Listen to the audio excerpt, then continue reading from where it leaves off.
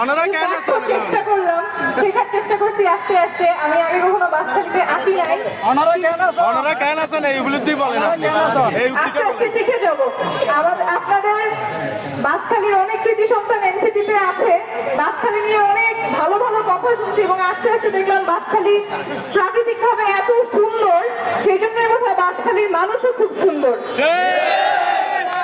একটু আগেই সাধুত্ব ভূষণ মিশমা আপা বলছিলেন যে আপনারা কিভাবে জুলাই আগস্টের সামনে থেকে প্রতিবাদ করেছেন, যুদ্ধে সামিল হয়েছেন।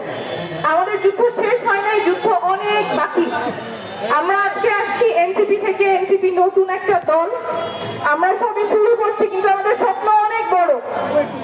আমাদের দেশটা যে পচা ব্যবস্থার মধ্যে ছিল সেই ব্যবস্থা আমরা রাখতে চাই না, যেখানে দেশের নাগরিক রাষ্ট্র ব্যবস্থা হাজার হাজার নাগরিককে আহত করতেছে, যেখানে নিজের নাগরিক অন্ধ হয়ে যাচ্ছে, পঙ্গু হচ্ছে রাষ্ট্র ব্যবস্থার কারণে, সেই ব্যবস্থায় আমরা আর ফেরত যেতে চাই না।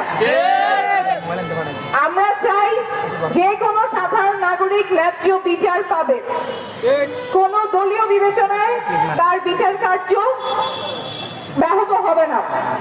আমরা চাই আমাদের নতুন বাংলাদেশে শিক্ষা স্বাস্থ্য কোনো পণ্যে পরিণত হবে না, সবাই সুশিক্ষার অধিকার রাখে, পকেটে টাকার অভাবে কেউ চিকিৎসার অভাব ভোগ করবে না, সবার জন্য সুচিকিৎসা নিশ্চিত হবে নতুন বাংলাদেশে।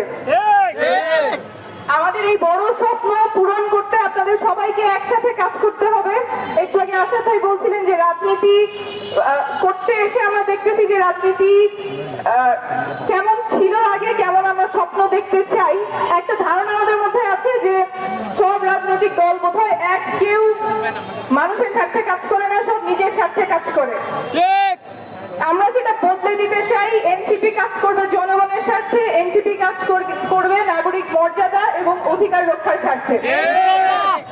এই কাজে আপনারা আমাদের সাথে থাকবেন এবং জুলাই আগস্টে যেভাবে নারীরা সামনে ছিল, আপনারা চেষ্টা করবেন যাতে নারীরাও এই যুদ্ধেও একদম অগ্রভাগে থাকতে পারে। এর পাশাপাশি আমাদের প্রবাসী ভাইয়েরাও যুক্ত হচ্ছেন আমাদের সংগ্রামে। আমি জুলাই আগস্টে প্রবাসী ছিলাম, সেখান থেকে আমি দেখেছি যে কত মানুষ রেমিটেন্স শাটডাউনের মাধ্যমে এই যুদ্ধে অবতীর্ণ হয়েছে। আমরা এনসিপি থেকে সেটাও চেষ্টা করছি যাতে আমাদের বাংলাদেশি সকল প্রবাসী আমাদের নতুন বাংলাদেশের স্বপ্নে একসাথে থাকেন। দেশ এবং প্রবাস দুই জায়গা থেকেই আমরা সবাই মিলে নতুন বাংলাদেশের স্বপ্ন বাস্তবায়ন করতে কাজ করব। সবাইকে ধন্যবাদ। ইনকিলাব জিন্দাবাদ। সকলে ভালো আছেন? আমরা সকলেই জানি যে জুলাই গণ অভ্যুত্থানে সবচাইতে বেশি আহত চট্টগ্রামে ছিল বাঁশখালীতে। এই আহতদের সংখ্যাই আমাদেরকে বলে দেয় যে চট্টগ্রামের কোনো মানুষ আসন্ন দিনে কোনো প্রকার ফ্যাসিবাদ